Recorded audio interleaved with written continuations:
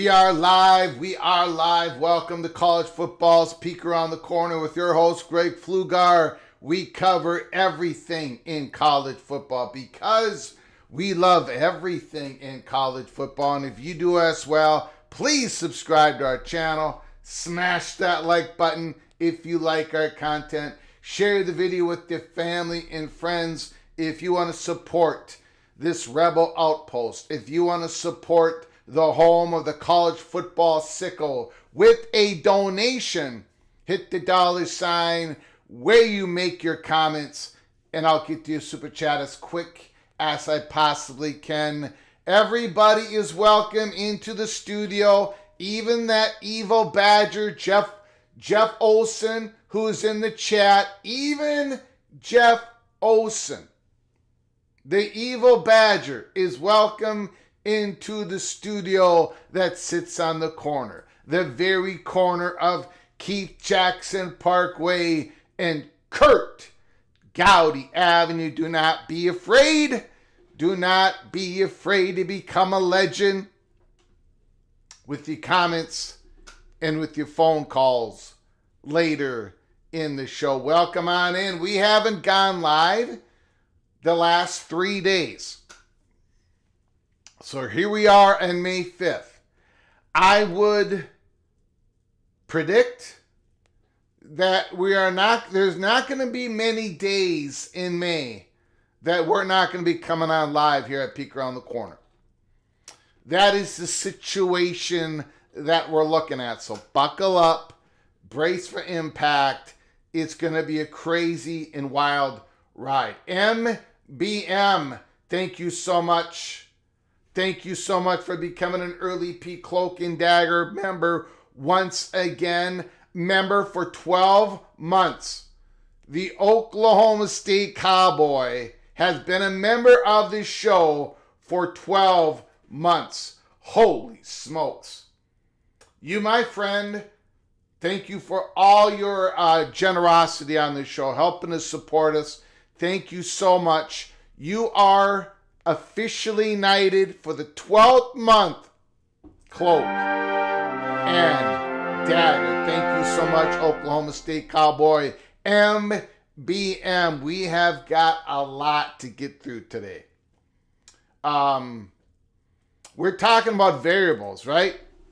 We are talking about, we've been talking about the variables that we know, the hurdles, the curves around the corner, the ones that we know that are approaching. And we've also talked about the ones that we do not know.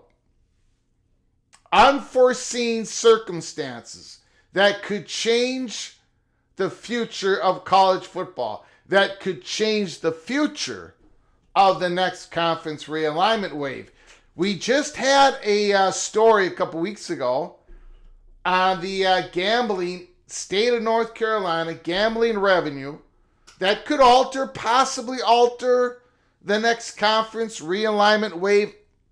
I think it's going to make it easier, but anyways, it could change it somehow. What about the Bill Belichick factor? Is Bill Belichick playing any type of role in the next conference realignment? The success at North Carolina or the coming doom, the failure possibly of Bill Belichick? Could this affect everything? Or is the dominoes already in place and North Carolina is one of the largest pieces to fall? Is the cake already baked? Or could Bill Belichick, being the head football coach, could that be something that could change the future for North Carolina, the ACC, the SEC, the Big Ten?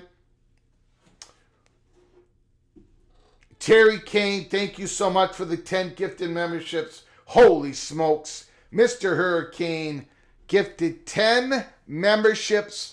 My goodness. Jason Ritchie, John Menser, Jason Spangler, Iterator, North Carolina, overworked, underpaid, Creighton Rabs, is that Rabs? Rabs, Race Tantrum, and Nick Lovett. You've all been officially knighted, Cloak and Dagger, plus Tim O'Hara, Red Rob Devick, Andrew Bennett, Terry Kane, Kay Struthers, because of Moen, incredible generosity. My goodness. My goodness. Terry Kane, Moen, thank you guys so much for all your support throughout the months, throughout the years. Thank you so much. The names that I just read off, please, and Kenneth Stromness, and RT, you were all gifted a membership by Terry Kane and Moen. When you get an opportunity, please say thank you to them in the chat room. All of you are knighted, Cloak and Dagger. When you get an opportunity, go to our library of episodes. All the episodes are open to the members of Cloak and Dagger, to the members of College Football Peek Around the Corner. So go and enjoy. Thank you so much. Thank you so very much. Larry Andrick, long-time PATC family member, Mr. Mountaineer. I love his phone calls. Larry Andrick, thank you so much for your generosity, for helping us keep the lights on here at Peek Around the Corner. Thank you, Mr. Mountaineer. I appreciate it so very much, Larry. Thank you. Moen,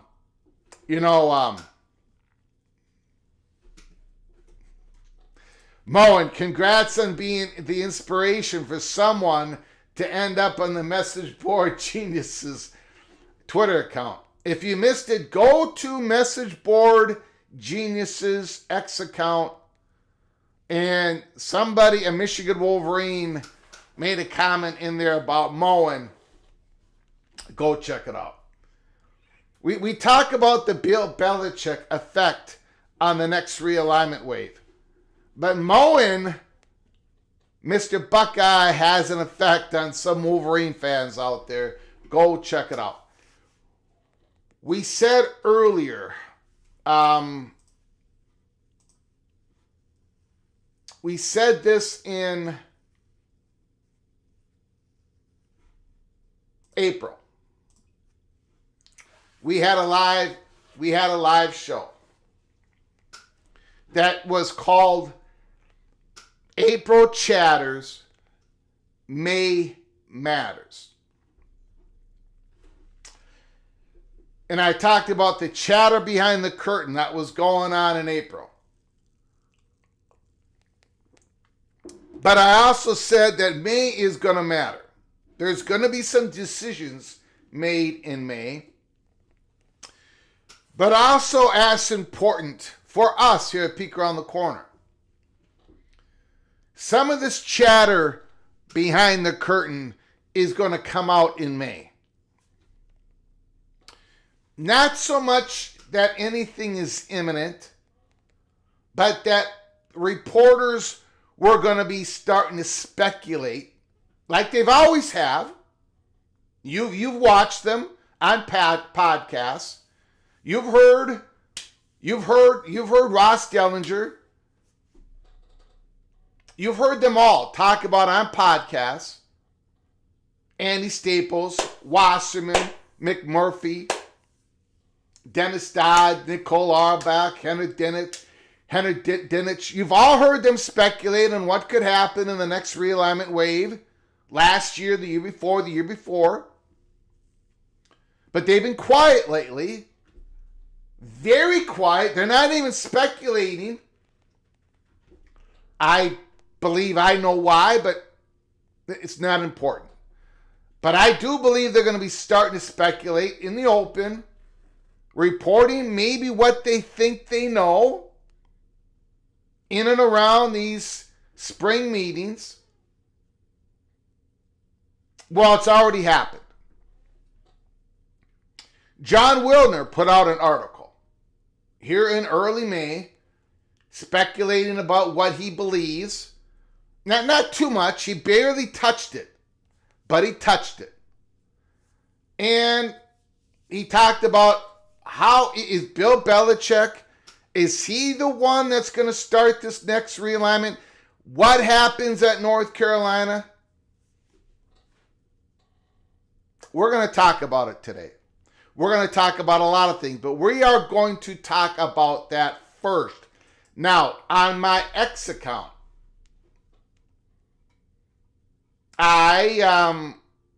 this was part of the article. I put this out earlier. John Wilner, Mercury News.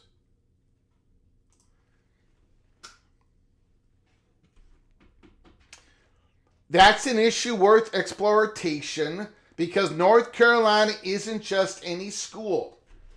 It's quite possibly the trigger for the next wave of realignment. Where the SEC and the Big Ten to conduct a draft of schools not currently in either conference, Notre Dame would be picked first, followed by North Carolina. John Wilner, Mercury News, just a couple days ago in May. Now, where have you heard that before? Where have you heard that before? Who has been saying this since June 15th of last year? I'm going to tell you guys something. Everybody that I have talked to, every single person that I've talked to, those in the Big Ten, those on the money perch, those people behind the curtain all say this. Not one of them tells a different story. Now, they could all be wrong. They all could be getting lied to by the Big Ten and the SEC. All of them could be getting lied to. But ladies and gentlemen, I got to give you the straight shoot on this. I got to be honest with you. I got to be blunt with you. They're not being lied to. Now, and I'm not, I respect the work of all those other college football YouTube channels out there. All of them are more successful than this one. Not getting the story right. No, they're not more successful than us. But in terms of whatever they're trying to create there at those other YouTube channels. But there is not a whole lot of them who is saying this. For whatever reason, they're not still getting this correct. There's a couple of them out there. College football mafia show, Moen. He knows this to be true.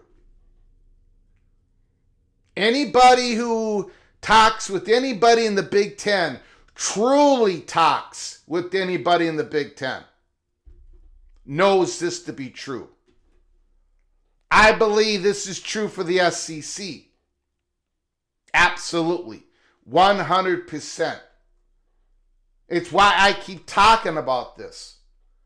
It's not just me. It's everybody. The SEC and the Big Ten, they both know that each other are looking at North Carolina as the number one target. And whatever comes with North Carolina. We at PATC believe it's Virginia, and we have presented a lot of reasons why we think it's Virginia.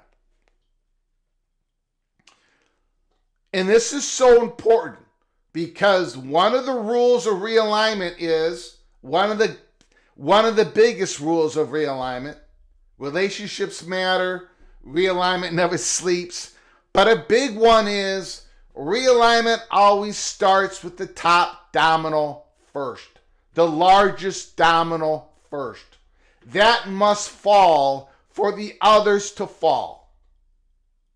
And Notre Dame is the biggest domino, but it ain't going to fall. It ain't going to fall unless other falls first. So take Notre Dame out of the picture.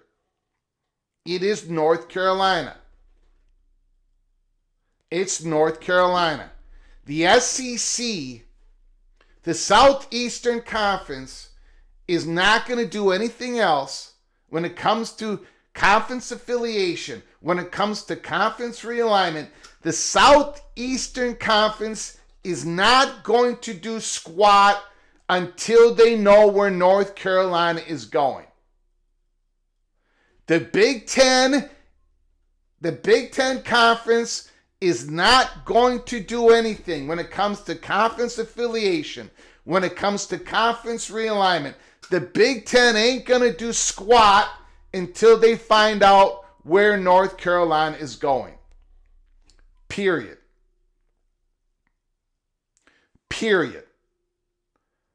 Now, they both can make plans, of course. They both are gaming this out. They both are talking to North Carolina. They're gaming this out. They might have plan B, they might have plan C, but plan A is North Carolina.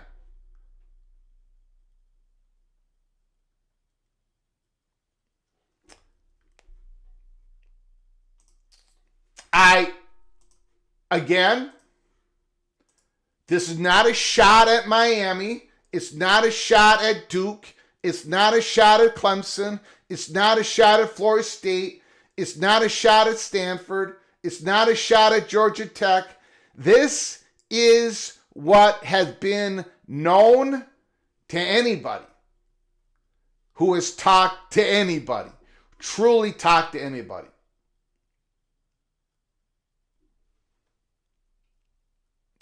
So this is why I always start there, because if you don't know where this is starting, now look, you guys, I did my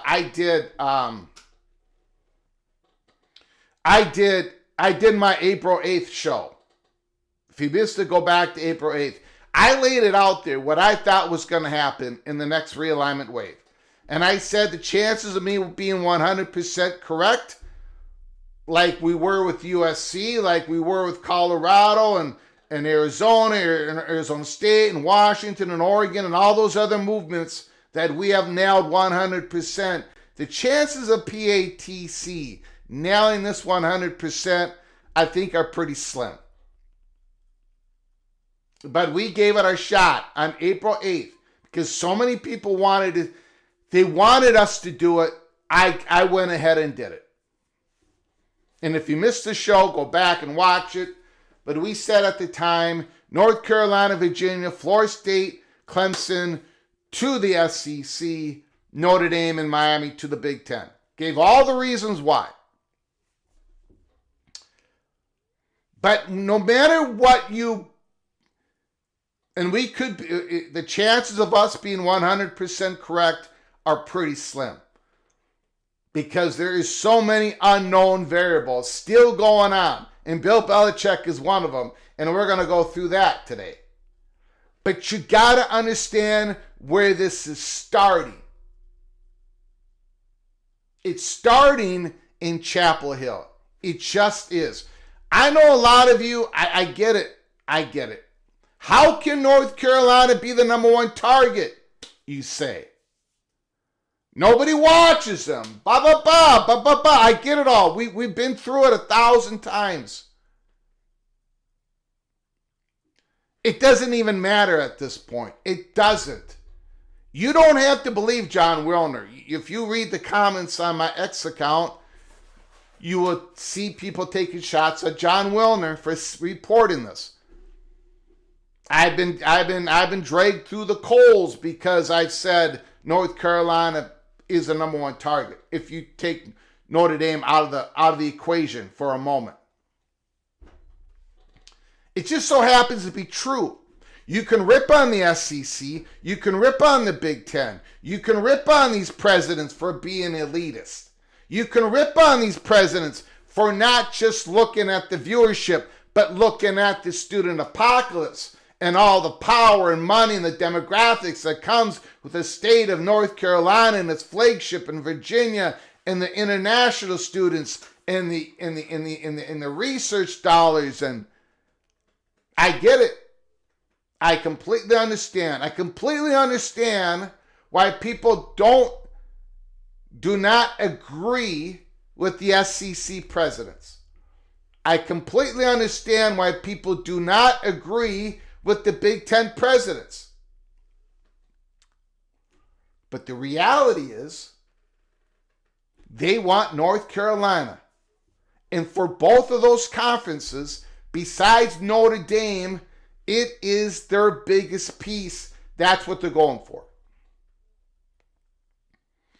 98% of the college football YouTube channels out there, when they talk about conference realignment, they do, they're working as hard as I am. They've got sources, they're talking to them, but 98% of them are telling you something different. They cannot grasp, their sources cannot grasp that North Carolina is the number one target. But I'm telling you, they have not kept this a secret. The Big Ten hasn't kept it a secret. The SEC has not kept it a secret. The people that work for these institutions have not kept it a secret. The money purchase of these institutions have not kept it a secret. It is not a secret. To all the reporters, it is not a secret. Before Florida State and Clemson won their suit We got to start with this because it's important for people to understand where this is going to start. They even have a chance to know where this is all going to end.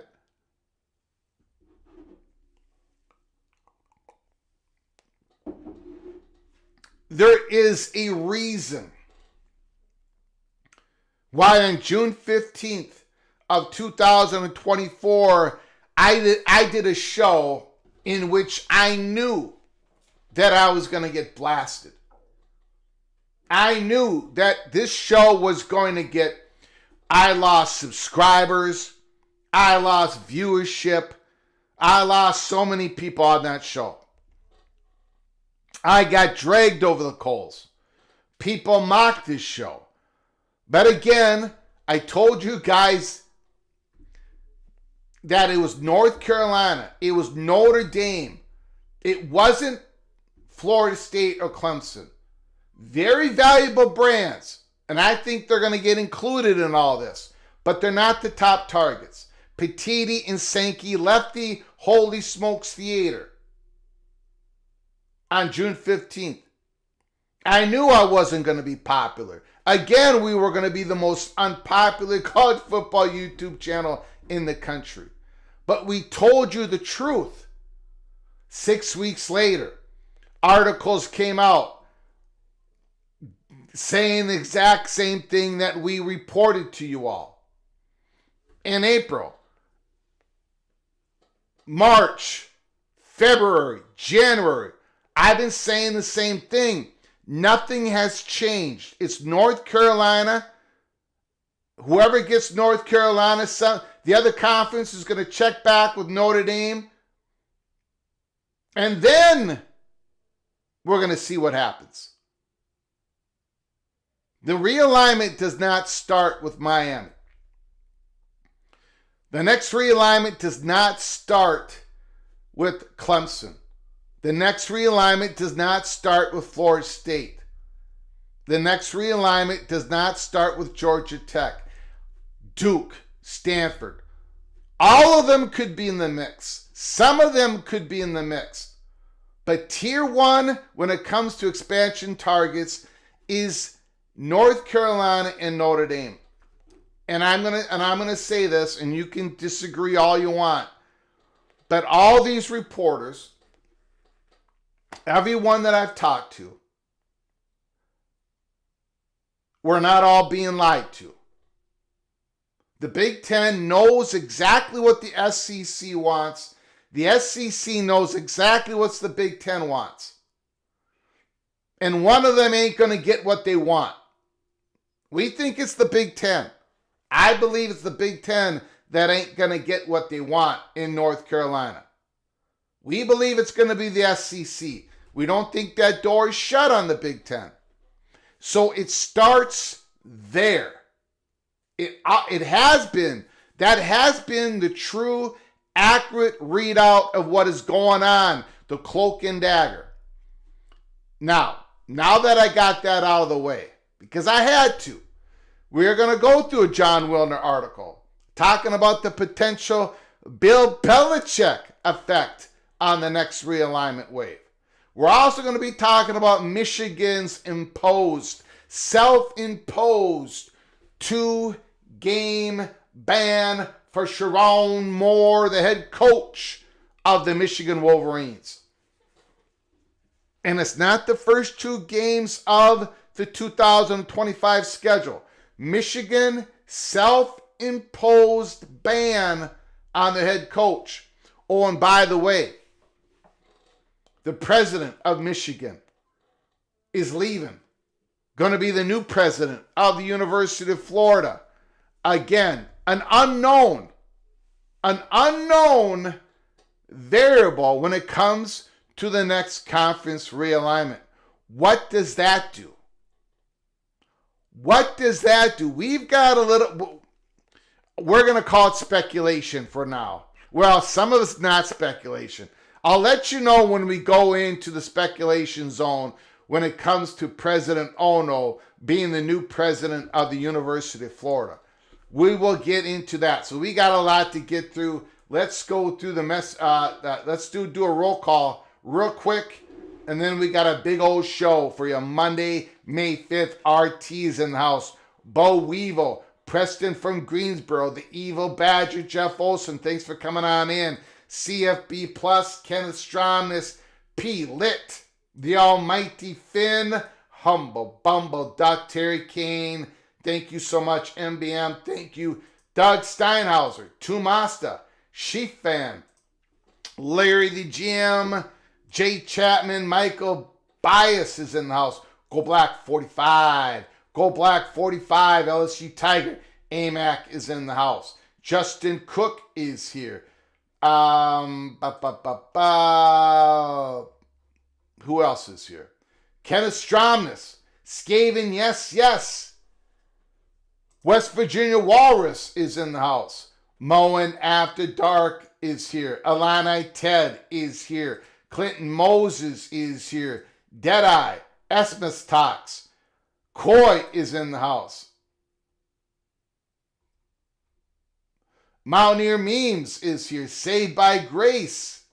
Dante's Inferno Purgatory.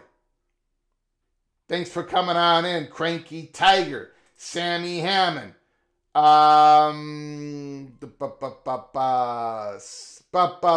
else is here? Outlaw Skis is in the house. He is here. Big Gun Shop, Stephen McNeely Coy is in the house. The Big Lubbock is here. Morris Simmons, Mr. Seminole. Sounds like the Big Ten is going to screw this up.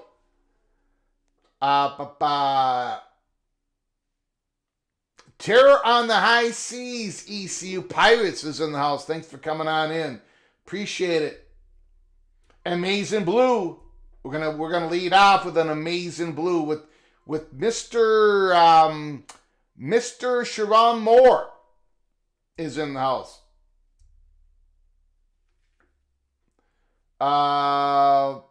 Amazing Blue, thank you so much for being an early peak Cloak and Dagger member. Once again, Amazing Blue, thank you for all your generosity, your donations throughout the months. I appreciate it, Amazing Blue, so very much. Thank you so very much. You are knighted Cloak and Dagger once again. Appreciate it. Jeff Kais is in the house. Thanks for coming on in.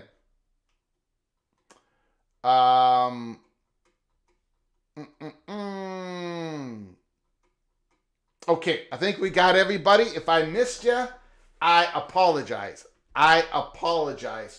First, let's get to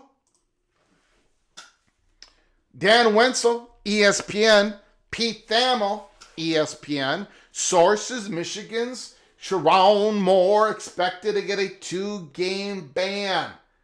Michigan football coach is expected to be suspended for 2 games for the upcoming 25 season as part of the self-imposed sanctions by the University for Connor Stallion's advanced scouting scandal, industry sources told ESPN. The suspensions will be for Michigan's Week 3 and 4 games against Central Michigan and Nebraska. Skaven, yes. Cornhusker in the chat room. Is Michigan disrespecting Nebraska here? They chose the Nebraska game for the head coach to sit out. It's not only for the game, it's team-related duties during those weeks.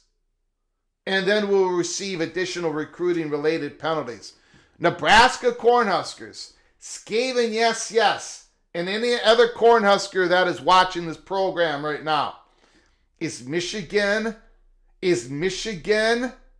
disrespecting Nebraska? Jeff Olson says it's disrespect. Jay Chapman says Moore ain't missing the Oklahoma game. Sherrone Moore played at Oklahoma. Skaven, yes, every day. Every day, Skaven, yes. Okay. Michigan opens the season by hosting New Mexico before hitting the road for the high-profile non-conference game at Oklahoma. More is Alameda. And the second-year head coach was the offensive coordinator in 23 when Stalions, a former Michigan staffer, was first accused of operating an advanced scouting operations. In August of 24, notice of allegations, the NCAA cited Michigan for 11 violations. 6 were deemed level 1. More suspension ties back to allegations that he deleted a thread of 52 text messages. Again, more the same. We've already been through all this reporting of it. So more self-imposed ban. Now, self-imposed suspension ban for week 3 and week 4. But that's not the hammer, right? That is trying to deflect the hammer. We don't know how big a hammer that's going to be coming down from the NCAA. I do not know.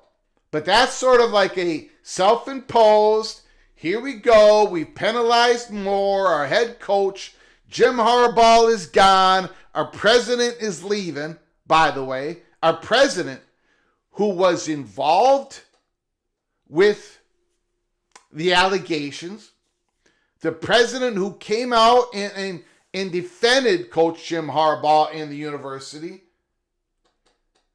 the president, who was heavily involved in Jim Harbaugh's contract negotiations.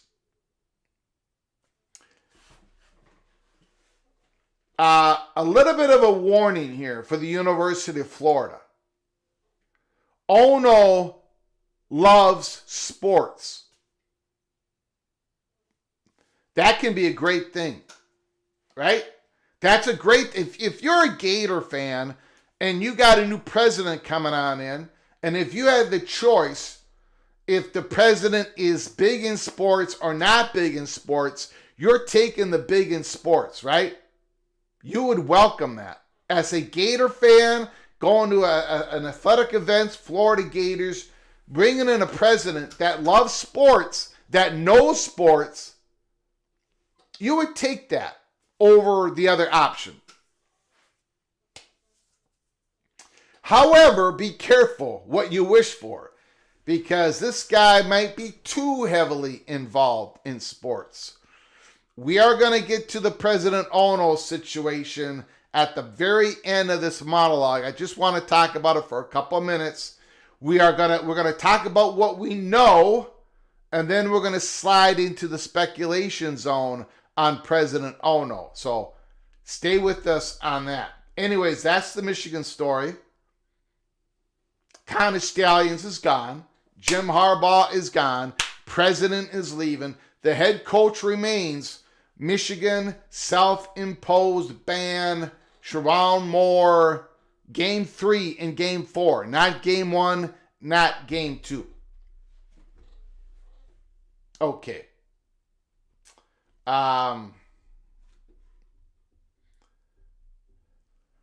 He will make sure Florida wins a natty. There's a little mark next to the word wins on MBM's comment. Jay Chapman, I hope Nebraska paced Michigan.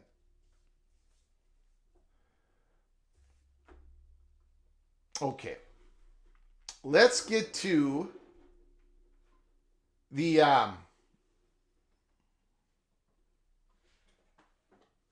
you know what? Let's just do the President Ono next here. This is John U. Bacon, an incredible writer of books, Michigan, sports writer, author, Mowing After Dark. I hope everybody pays Michigan. Jeez. John Bacon. I've since heard from insiders that now former Michigan President Ono had pursued Oxford and Harvard and didn't get close on either, but was pursued by the University of Florida last October. Offer was too low, but when they upped in January, he interviewed a surprise to Regents. Okay, so we are going to take this story and put it into the... We're about to talk about how much an effect could Bill Belichick have on the next realignment wave. But first, we're going to talk about what is the effect of President Ono being the president of Florida. University of Florida. Ladies and gentlemen, we've already reported on this live show. It was either a week ago or 2 weeks ago. We reported out in the open. We were being blunt. We were being honest. It takes 13 votes of the Big Ten presidents. 13 out of 18. They were 13 yes votes to get an invitation to join the Big Ten Conference. 13 out of 18. Michigan, Wisconsin are a faction. Minnesota and Northwestern follow what Michigan and Wisconsin do. It's been that way for a few decades now. It's been that way since Penn State. Michigan and Wisconsin are a faction. The chancellor of Wisconsin and the president of Michigan, Ono, and the chancellor of Wisconsin, I forget her name. It doesn't matter. We said, we were blunt a couple weeks ago. At this moment in time, those votes are not gettable for many of the Big Ten candidates. Many of them. Including Clemson and Florida State. We talked about the chancellor of Wisconsin. We talked about President Ono at Michigan. We talked about President Cunningham at Minnesota, who came from Michigan, who led their research, their mission on research. They're all 2, 3, 4 peas in a pod. Now Ono becomes the president, the University of Florida.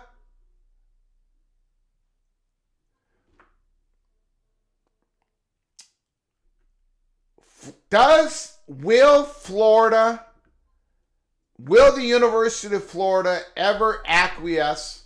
Yes, thank you, Jeff.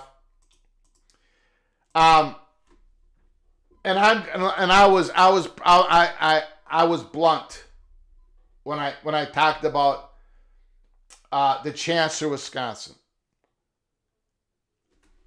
As blunt as I possibly could be. I held some things back.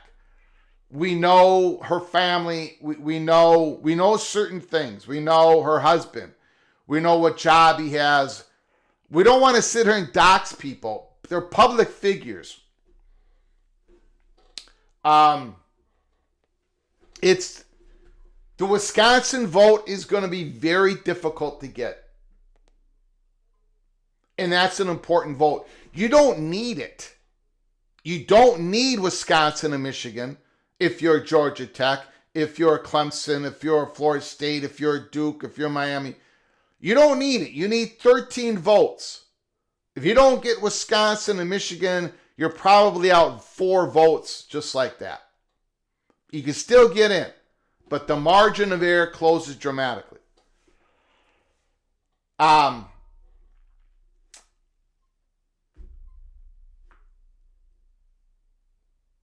don't want to... the chancellor of Wisconsin...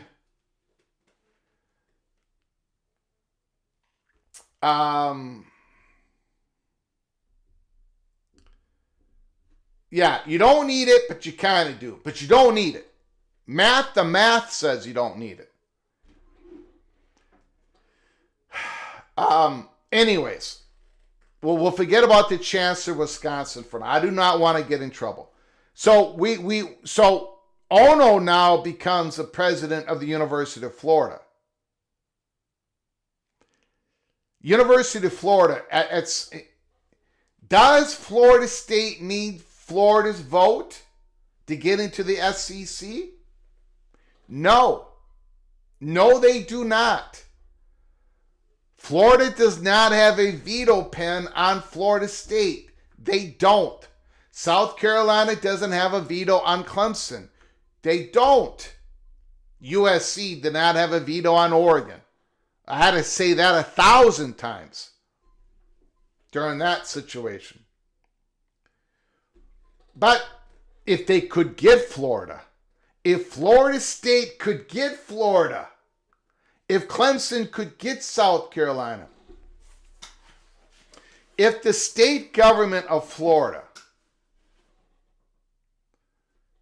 says to the University of Florida, oh, you want a state grant, University of Florida is a huge university. It has tentacles all over the place in the state of Florida. But the state of Florida, Governor DeSantis, the legislator, if they want to boost Florida State's future security, Florida State, a big public university, if they want to get Florida's vote, I'm talking, this is cloak and dagger stuff. This stuff happens. It happens with Virginia Tech going into the ACC.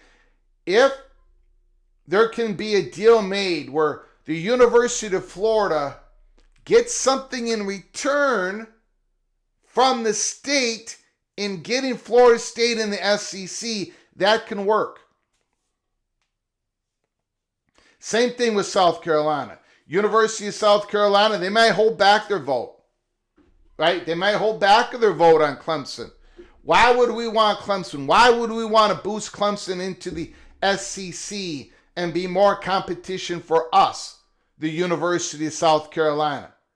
Well, what if the state government wants to boost up their second big public university in the state of South Carolina? What if the state government wants the University of South Carolina to vote yes on Clemson? Then they can give something, the state government, to South Carolina. All this is being talked about. All this is in the mix. All of it. All of it. I will tell you this. This is not speculation.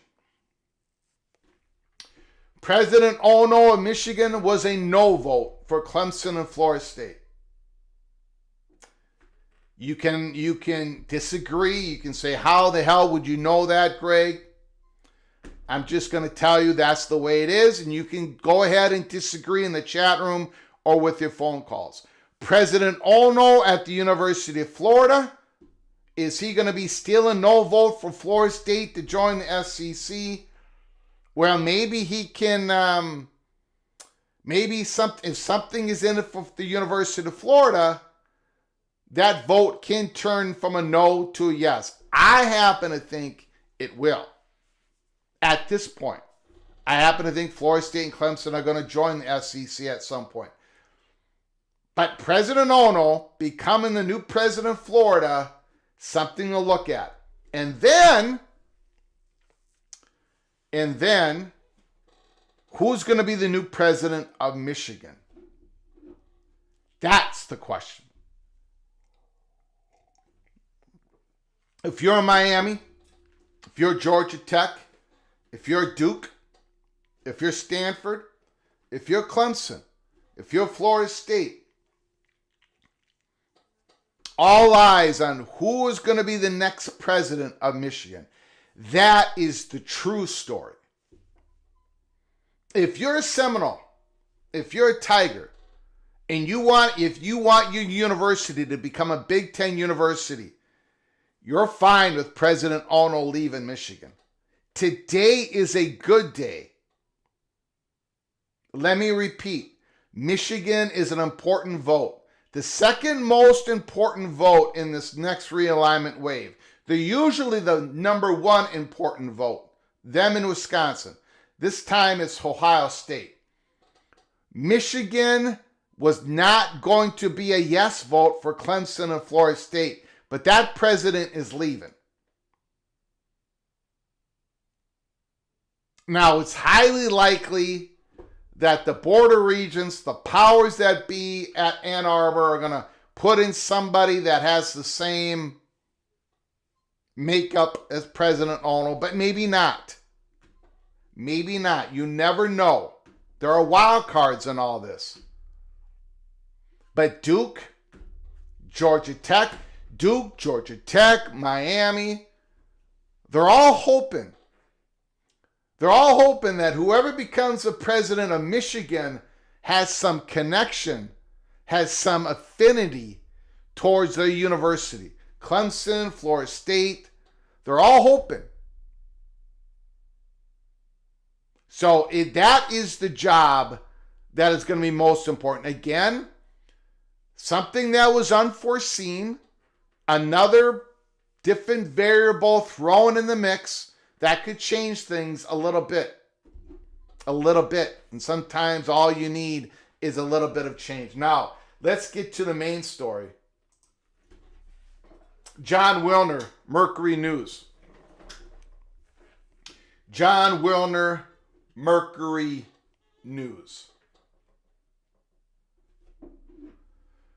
Grateful Trojan, I'm willing to bet you can add USC, UCLA, and Washington to the Michigan-Wisconsin faction. I agree. Now, the only Grateful Trojan, I think you're 100% accurate. In probably, how do I say this?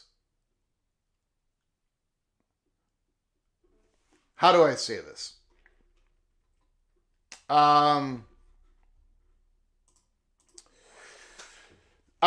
do I say this? Grateful Trojan is correct. He's most likely correct. I'm not going to quite go there yet because I haven't had enough.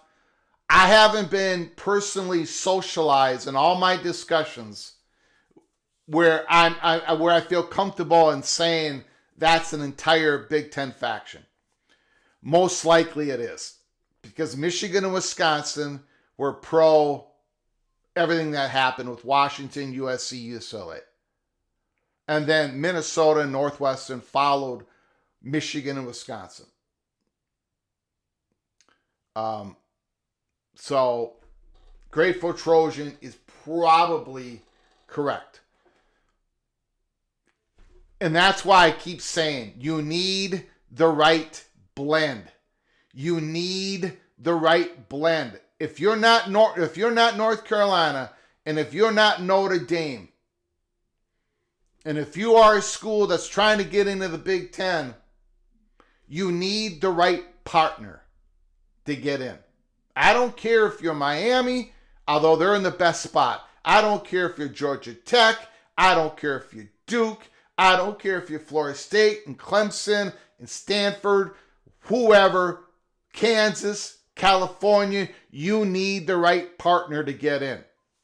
Washington had the right partner. Oregon had the right partner. UCLA had the right partner. USC was coming on in no matter what. You need the right blend. If you're not North Carolina, if you're not Notre Dame, if you're not the top target of the Big Ten, you need the right blend. And I think that's also true for the SEC. That's why I keep repeating it over and over and over again. John Wilner, this week in the West, Belichick's nightmare interview, the Pac-12 media deal, Trump's order, Arizona roster, a reload.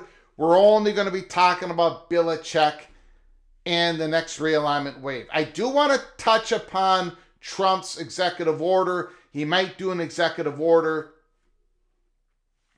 that, in my opinion, here at Peek Around the Corner, the executive order, the possible executive order to try to put guardrails around name, image, and likeness in college athletics is not going to work. It's not going to hold up It's going to be thrown out because it's not going to be attached to any current law. It's just not going to work. Hopefully, that attempt to do an executive order does not disrupt the possibility of some sort of compromise in Congress. Hopefully not. Okay. Bill Belichick's interview gone bad. John Wilner, the Mercury News. The nitty gritty. During an interview with CBS Mornings, North Carolina coach Bill Belichick was upstaged by his 24-year-old girlfriend, Jordan Hudson, who interjected from off camera. We're not talking about this, when the 73-year-old Belichick was asked how they met. The blowback was immense and added scrutiny to Hudson's role in Belichick's professional life. I did not care. We covered this. We had to cover this at Peek Around the Corner. I did not care about where they met. I do not care how Jordan Hudson answered the question.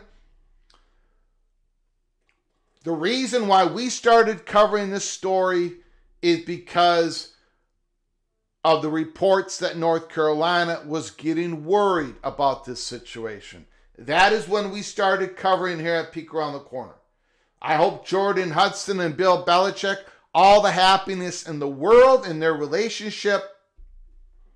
But we're coming at this story from a North Carolina perspective. Why it matters. On this topic, we plan to tread carefully and proceed with extreme nuance. Hudson's actions during the CBS interview, her presence on UNC's practice field, and her role in shaping the Tar Heels' strategic communications plan undoubtedly complicate matters for the school, but they don't matter a lick to college football writ large, at least in any direct sense. But indirectly, that's an issue worth exploitation, because North Carolina isn't just any school.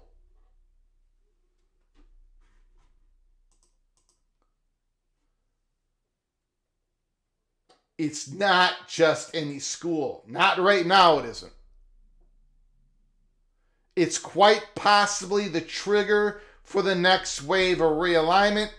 We at Peek Around the Corner believe it's no question in our minds they are the trigger for the next wave of realignment. Because Notre Dame ain't going to pull no trigger unless they see a collapse. And the Big Ten and the SEC are not going to agree to any other trigger point until they find out what North Carolina is going to do. North Carolina, Mr. Wilner says it's possibly the trigger. We think it most definitely is. We're the SEC and the Big Ten to conduct a draft of schools not currently in either conference. Notre Dame would be picked first, followed by North Carolina. This was John Wilner of a couple days ago. This is what we've been saying for a year here at Peek Around the Corner. And everybody, every chatter behind the curtain has been told this by both conferences, representatives by both conferences, leaks from both conferences' media partners. This is not a secret. It's not a secret. But given that Notre Dame has no plans to join the conference, if anything, the proposed college football playoff for 26 and beyond incentivizes the Irish to remain independent. North Carolina is the presumptive number one selection. We agree. We just happen to believe there's going to be a big enough scoops out of the ACC where Notre Dame is going to feel those walls close in and they're going to finally pull the trigger. But we agree that North Carolina is the presumptive number one selection because every single person has told us so. Even though 98% of the college football YouTube channels out there, when they approach the subject, they don't believe this is the case. We're telling you it is. North Carolina is the number one selection, for the presidents of the SEC and the Big Ten. Back to John Wilner. That's right. The Tar Heels are higher on the SEC and the Big Ten's wish list than Clemson and Florida State, the ACC rabble-rousers whose lawsuits created a short-term security for the conference, but long-haul instability. I would, I don't agree with that last part. I think Clemson and Florida State created short-term instability for long-haul stability for the conference. I got it backwards. I got it the other way around. Short-term in the next 3 years, I think there's going to be movement. I've talked about it. I got a lot of reasons why I believe that. I could end up being wrong, and I'll take the big L, but I think within the next 3 years, we're going to get movement. Florida State and Clemson's victory in the courts is bringing short-term instability, and it might bring, and I think it's going to bring long-haul stability for a conference that's going to go down a few levels, right? But there's going to be some stability created by the schools that are going to be still there when all this happens. North Carolina is the dominant school in the 9th most populous state. A state that has no teams currently in the SEC or Big Ten. It's an elite academic school with one of the few basketball programs that carries value to media companies. The football program has been average, but possesses significant potential. Well, they've been saying that since 1980. Now Bill Belichick, the most successful NFL coach in the history of the NFL. He's the head coach of North Carolina. The potential, pretty damn high. However, back to Wilner. The link to realignment comes courtesy of the legal fight waged by Clemson and Florida State, which resulted on the ACC alternate departure penalties. Once 2030 arrives, schools can leave for a manageable sum of $75 million, according to ESPN. And it just so happens that 2030 is the expiration year for the Big Ten's current media rights deal. It's entirely possible that 2030 sparks the great restructuring that so many believe is inevitable. I believe it happens before 230. I think it happens in 27 or 28. I honestly, if this, it's going to happen before 230. If I'm wrong, I'll eat a cheeseburger, but it ain't going to wait until 2030. Back to Wilner's article. It's entirely possible that 2030 sparks the great restructuring that so many believe is inevitable, with implications for schools across the Power Four and the football bowl subdivision. Which brings us back to Belichick and, by association, Hudson.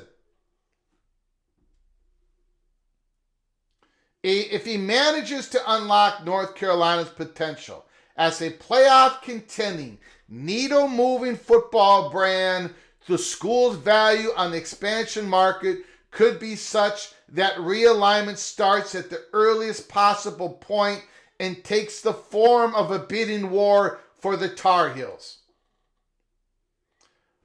On the other hand,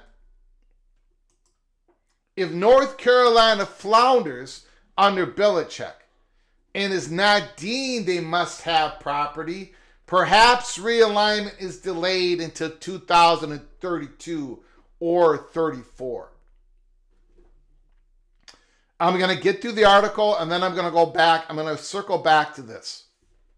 After all, We don't know how the situation will play out because of the challenges facing the NCAA economic model, the financial stresses those challenges could create, and any variables in the media ecosystem that underpins college football. Absolutely.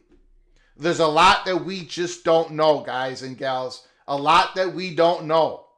The uncertainty currently at the center of major college football could increase by an order of magnitude by the end of the decade.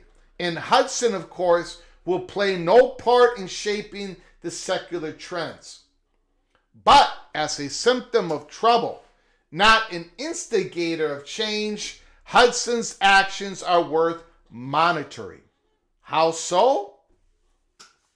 If, like the hotline, you believe her role in Belichick's professional life suggests he has lost the traits that define his greatness with the Patriots, the singular will to win, the aversion to distractions, the authoritarian management style, then the CBS interview and Hudson's presence on the practice field are nuggets to remember. They are the breadcrumbs on the trail to 2030. Belichick's success with the Tar Heels could have major implications on the timing and the severity of the next realignment wave. So too could his failure. And that is why the title screen of this live show, Belichick's Realignment Wave. Now, before I get to your comments, and before I get to your phone calls, and before I get to the generosity of the Evil Badger Ryan Willie gift memberships, I wanted to get back to this. Where is it here? No, now I missed where I wanted to go.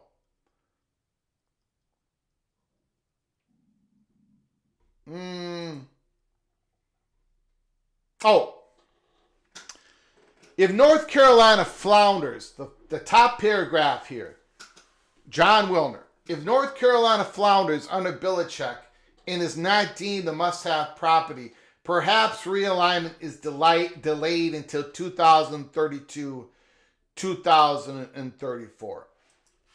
Okay.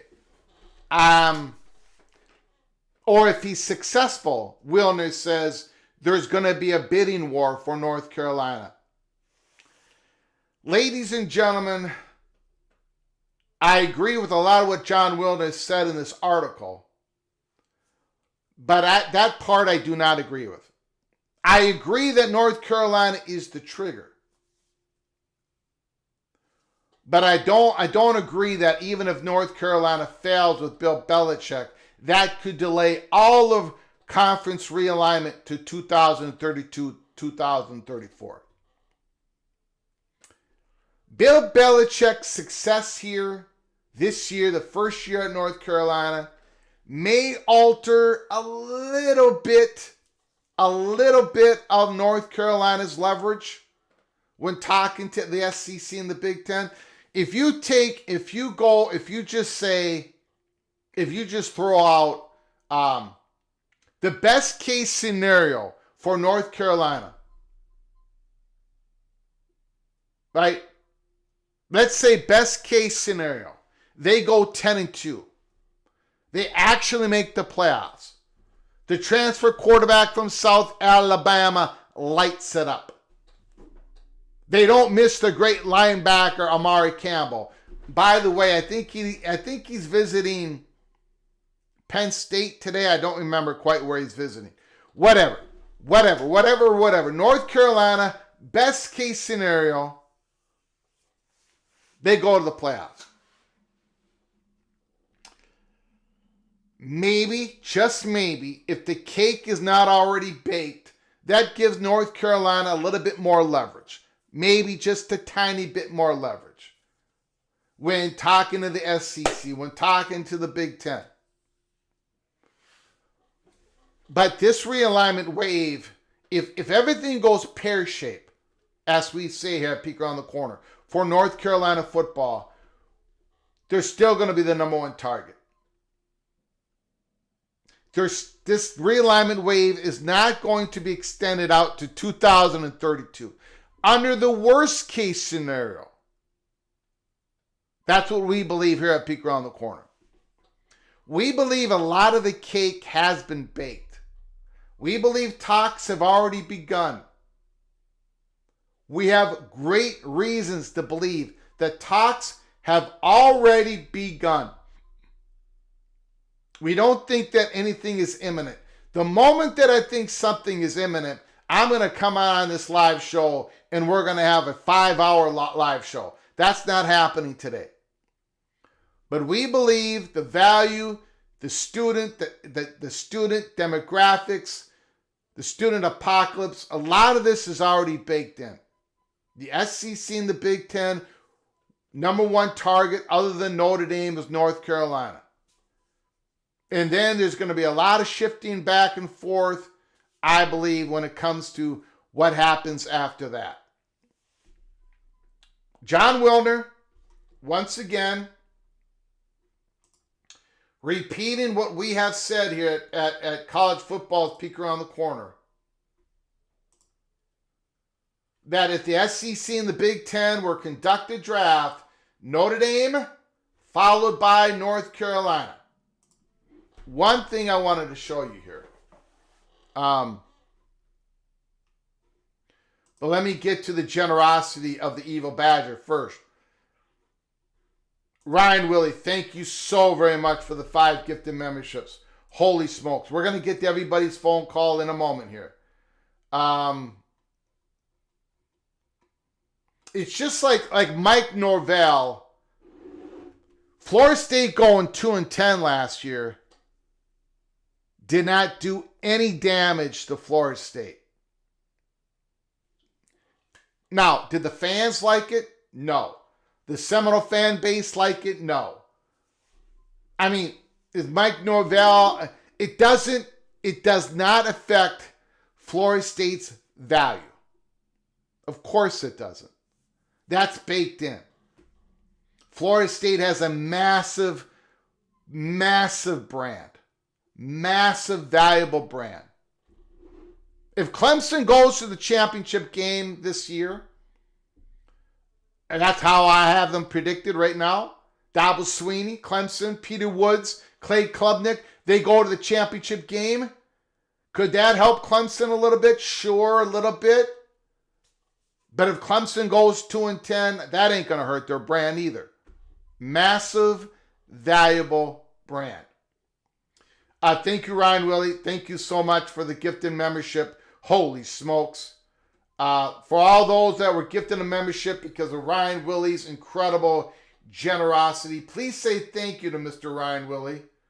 And you all are members, all knighted, cloak and dagger, members of our show. Go to our library of episodes. All the episodes are open to you. Early Peak, Cloak and Dagger members episodes. They're all open to you. Thank you, Ryan Willie.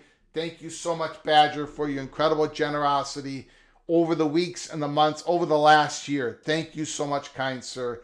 I'm very humbled. I'm very, very thankful for all that you've done for this program. Thank you, Mr. Ryan Willie. I very much appreciate it. We've also got Donnie McNerney, a gifted membership. I got the keys. Keith Moore received a membership. Please say thank you to Donnie McNerney when you get an opportunity for his generosity. Donnie and I got the keys, Keith Moore. Both of you are officially knighted Cloak and Dagger members of our program. Thank you so much, Donnie. I appreciate all your generosity and kindness throughout the last year. Thank you, Mr. McNerney. Okay. Let's get to your phone calls. I wanted to show one thing here.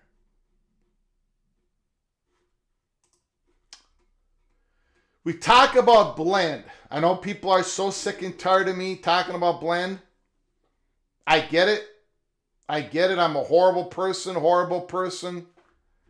But it's important.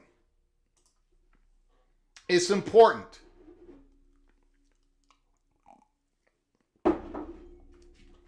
Everyone has to be... Look, everybody's back has to get scratched. In the SEC and the Big Ten, if they're actually going to expand, they're already huge conferences. Wealthy conferences. Everybody's got to get their back scratched. The media partners, the presidents. Okay? If you're looking at the blend here, if you're looking at, and I posted this is from the Wall Street Journal. This is federal spending of federal money on research. If you look at Johns Hopkins, they got the big old bubble there, right? And the purple is private. The whatever color this is. What do you call that color? Beige. Beige is public university, right? You see the University of Florida.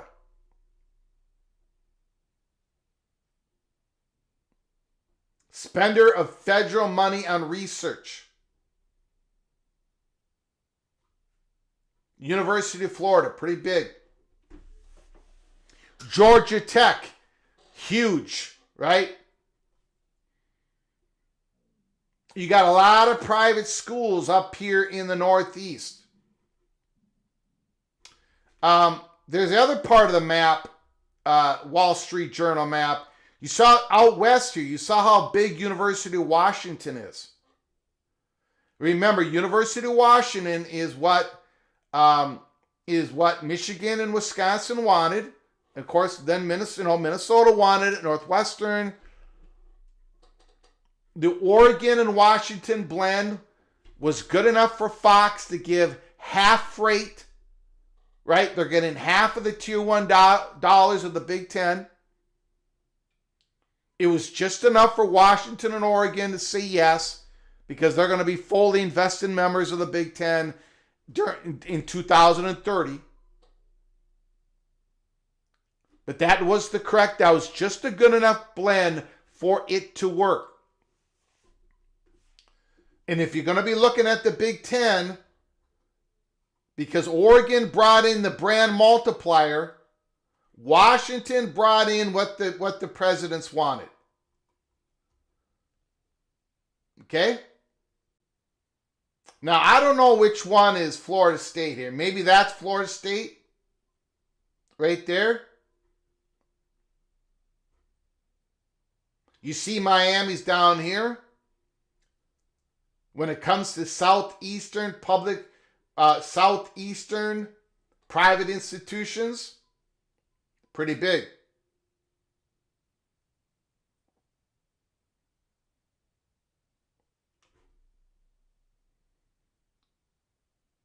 You see how big Wisconsin is up here. You see how big Michigan is. Big public universities. Now, we don't have it, but if you had a look at the map out west, California, USC private, UCLA public, two big research universities.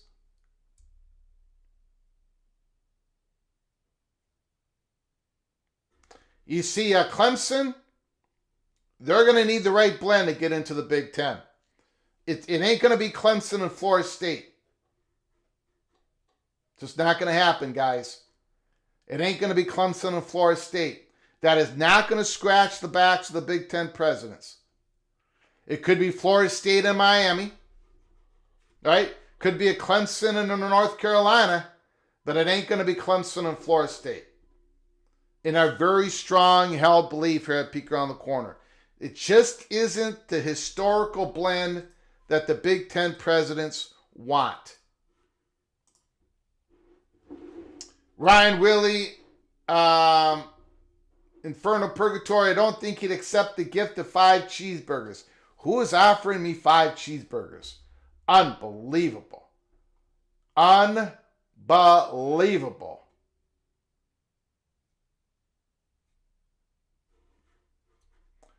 Thank you, Ryan Willie, for the super chat. I appreciate it so very much.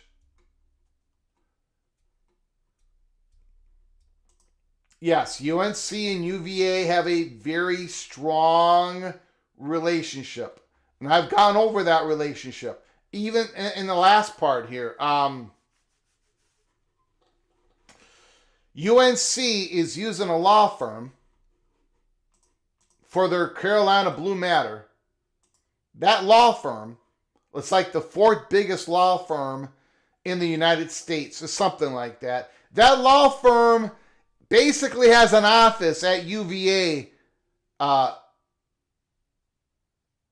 school. They basically have an office in there. They have program, that law firm, and I don't remember the name of it. Meager something in Flan. They have an office. They basically are instilled into the University of Virginia. They have programs at the University of Virginia. They hand out awards at the University of Virginia. That law firm is the one that North Carolina is using for their conference affiliation consultation. So that's just another aspect to this all.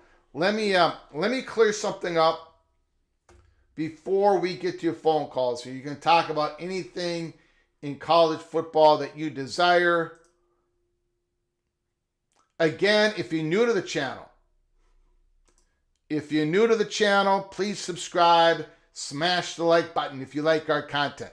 Share the video with your family and friends. Let me clear something up here. Then I'm hoping the phone lines will work. I tested everything before I came on live today. You never know what's going to happen. We are live.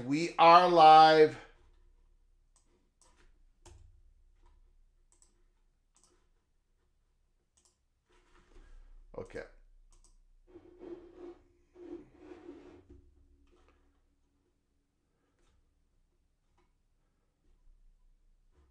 Oh, talk about the Pac-12.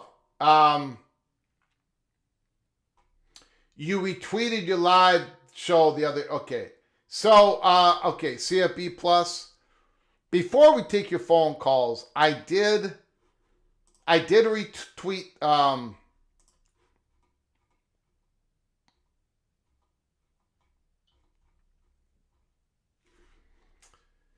3 hours ago. I reposted a live show that we did on April 1st, 2025. One Pac-12 expansion candidate stands above all others.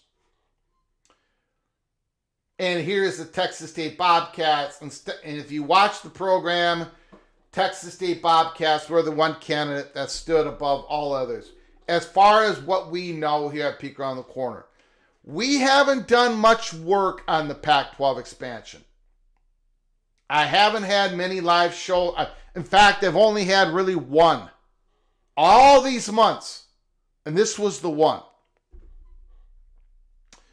Because this was the only credible information that I would consider credible that came to me. We'll see what happens.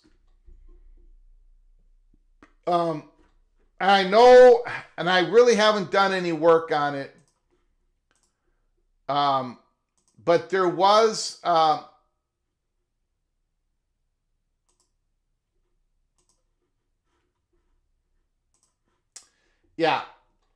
there was a photo with the Texas State president and the guy in a Pac-12 shirt. I saw that. I don't know what it means. It happened this weekend. There was a gathering.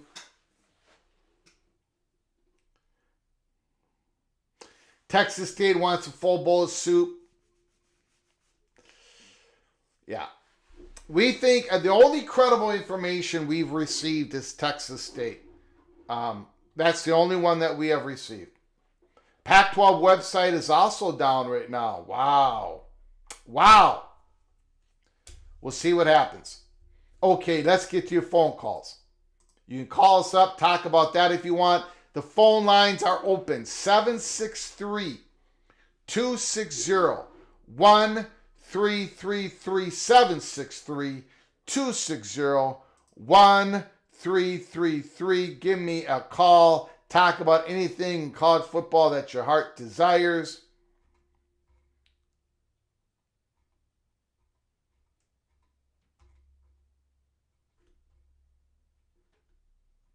Joe Klatt has Penn State at the top of his post-spring top 25. Joe Klatt has Penn State number one.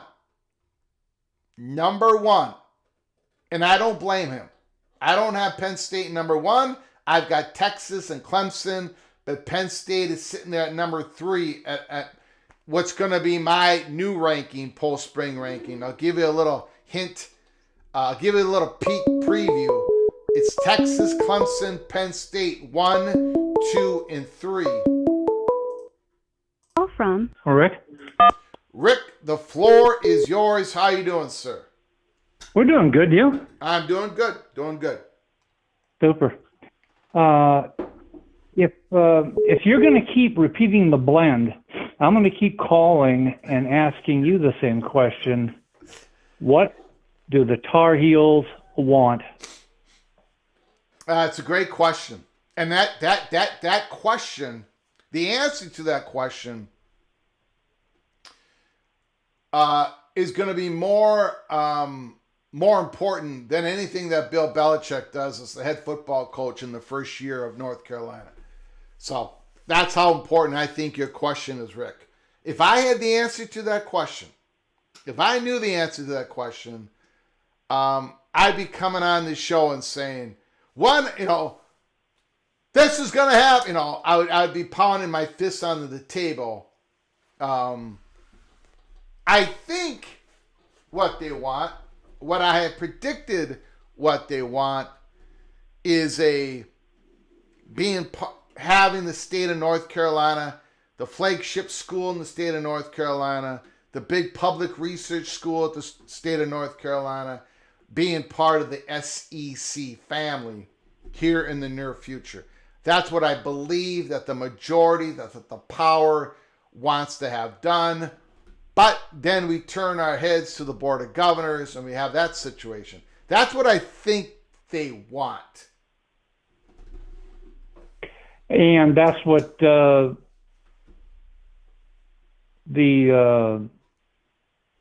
North Carolina Money Perch thinks? That's what he thinks. But he also wants North Carolina to become a part of the Big Ten. But he knows they're in the minority. So, but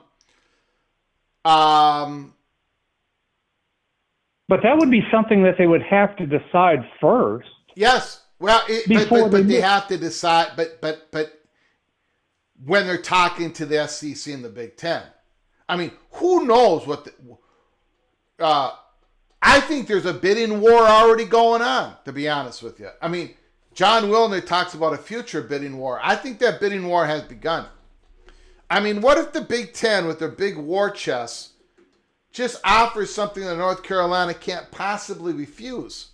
What if the Big Ten does something stupid with all... They've got $450 million cash on hand, that conference. The conference does. Well, we know exactly what would happen. They'd turn around and tell the SEC and say, "Yeah, what's your counteroffer?" Yes. So I don't know how far. I don't know how. I mean, I know we have said, the Big Ten wants North Carolina. I don't know how far they're willing to go, though, and I don't know how far the SEC is willing to go. So that's going to influence North Carolina's decision. We think it's going to be SEC, but, I don't have a crystal ball. can only kind of peek around the corner, so to speak. And learning, getting inside information on those negotiations is next to impossible. Yeah, I'm not going to, and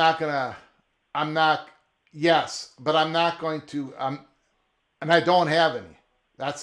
The only thing I might have is a possible meeting in New York City.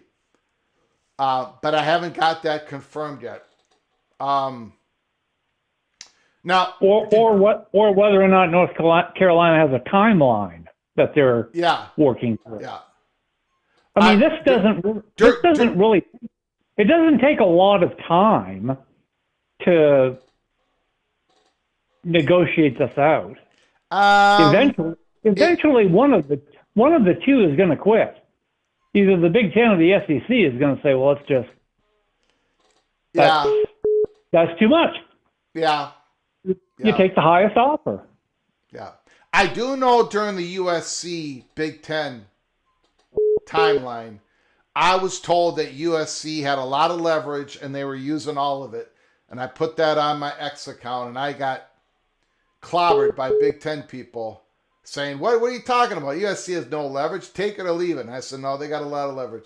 And it happened that, then the story came out that they had a lot of leverage and they used it. I would presume that North Carolina has some pretty good leverage in this deal because they know that both conferences want them. Nobody has lied, Rick. These reporters haven't lied. I haven't lied. Nobody has lied. This is what they've been told. I pushed the envelope so much during the summer of last year. I mean, it was legal. It was somebody at the Big Ten's legal counsel that was telling the chatter behind the curtain. So these reporters absolutely know that both these conferences want North Carolina, and North Carolina knows it. So they've got some power.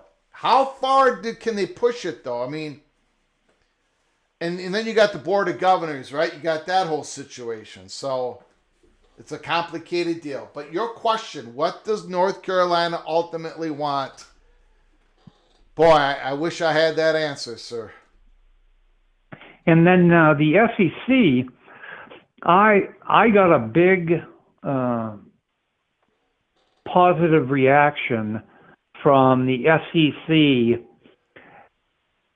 indicating they're ready to go to 9 conference games and schedule with the Big Ten. Yeah. That tells me that they're bumping up to 18, at least 18 to 20 teams, and that this is all coming to fruition. They don't know how it's going to turn out. They think they do. They'll get North Carolina and Virginia and whatever other 2 they want. But they feel confident. I believe the SEC feels confident when they agree to a 9-game schedule and a matchup with the Big Ten that this is all coming to an end. I agree. I think the big one is of all those, the 9 conference games, the SEC going to 9 conference games, the cross scheduling with the Big Ten.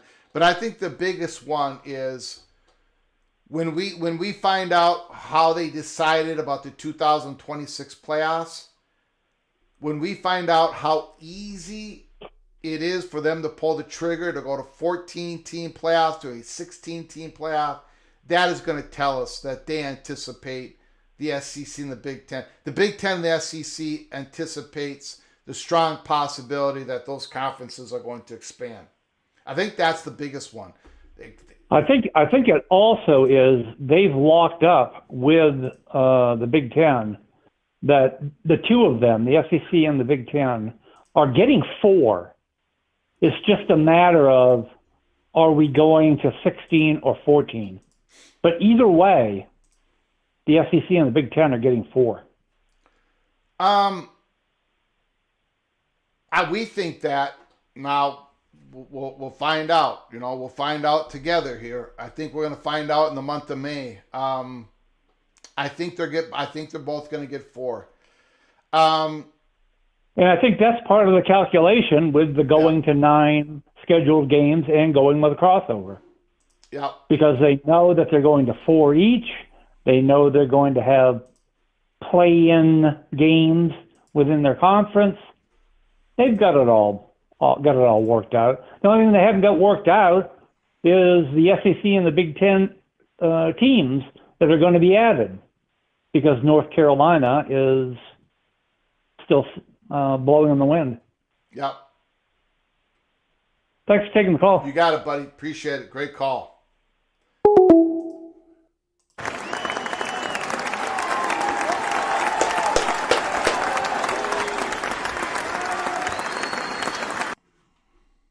The big Lubbock Airport has the second longest runway in the state of Texas, only behind Amarillo.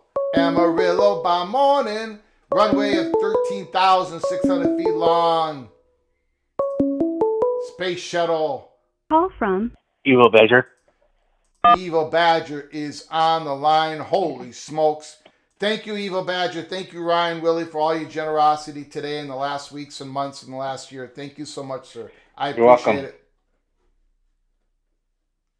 Hey, Greg. Yes, sir. I had made a comment earlier in the chat that 247 Sports had the post-spring camp rankings of all the teams in the Big Ten. Okay. And they had Wisconsin 14th. Will that put more pressure on Fickle to win more games this year?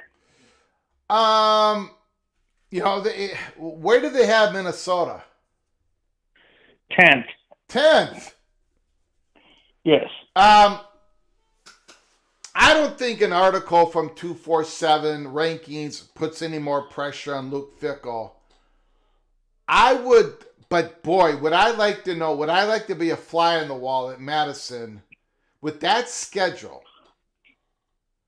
And they're going back to they're not going all the way back to a power run game, but they're gonna take a few steps towards that.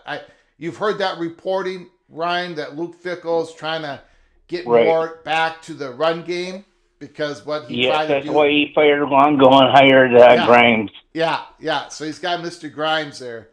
So you got to now once again you're sitting here in year 3. You're changing the offensive philosophy once again. You might not have the personnel to fully implement your change of offensive philosophy. You've got a rough, tough, unbelievable tough schedule ahead. Their expectations, I would think the athletic director is going to give Luke Fickell some grace this year. So coming in 14th may not cost Luke Fickell his job. So no, I don't think that's going to put any more pressure on him. If the bottom falls out on Wisconsin this year, then Luke Fickell's going to be in some trouble because Wisconsin ain't going to. The fans, the boosters, are not going to put up with Wisconsin being at the bottom of the conference. They're not going to put up with that. They're going to give. I think you guys are willing to give this coach grace one more year, but then next year is going to have to be the year that they turn it around. What do you think, Ryan? They need to stop automatically getting an extension. That's one issue. Otherwise, you're still going to have the big buyouts. Yeah. And if he ain't winning, why give him an extension? Yeah, that's true. They gave him an extension after last year's season. That is true. And yep. I believe if he goes 40 or 3-9, he's gone. Do you agree or disagree? 3-9 or 4-8? 4-8, and they lose the game against Minnesota. Yeah, he Okay. could be gone. He could be gone. Yep. Okay, so they don't play Nebraska this year, but they play Iowa and Minnesota. Yeah. They play Iowa at home. They gotta get. They have to bring back some of the trophies. Games.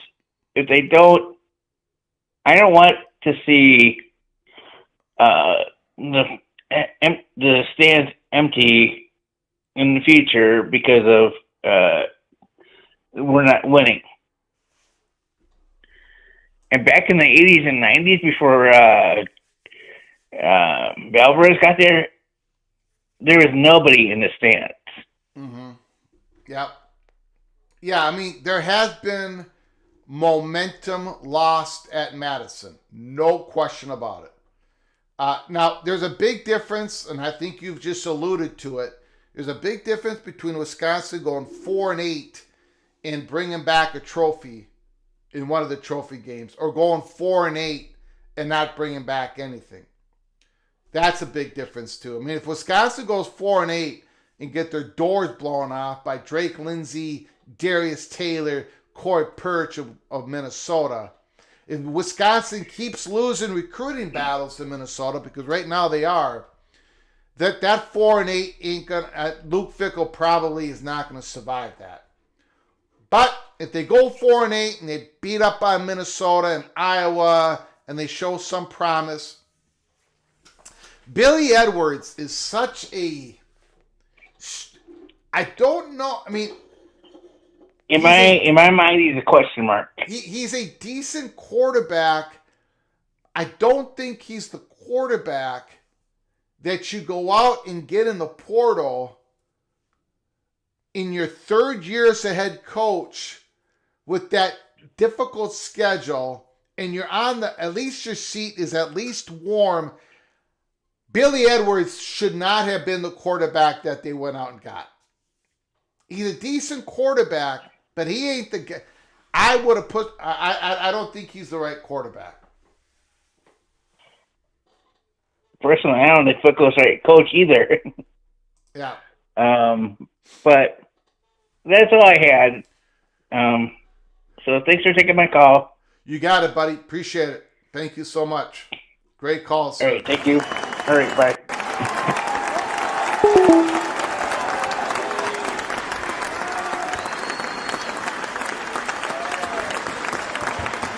Go Black 45. I think Fickell gets one more year, and then Wisconsin gets Campbell from Iowa State. Ooh, interesting. Go Black 45. Jeff Olson, the other evil Badger in the house, emphasized the run this year. Jeff Olson wants the Badgers to run that ball. Run that ball. Okay, everybody, we're gonna cut it a little bit short. I got a lot of busy things going on today, but keep your head on a swivel. Make sure you are subscribed and you have the notifications turned on. This is one of those days that we might go live again later this evening. I'm just giving you a warning. Keep your head on a swivel. May is going to be very busy. Very busy month. So this is the type of month that we're going to have multiple live shows on multiple days. So we're going to cut it short right now. Keep your head on a swivel. I want to thank everybody who has supported us with the calls. Rick and Ryan Willie, I do appreciate it. I want to thank, for whatever reason, this thing is not working. MBM, Terry Kane, Moen After Dark, Larry Andrick, The Amazing Blue, Ryan Willie, Donnie McNerney, and everybody else who gave us a donation. I want to thank you all so very much. Again, I got to run here. I got things a popping, things a hopping.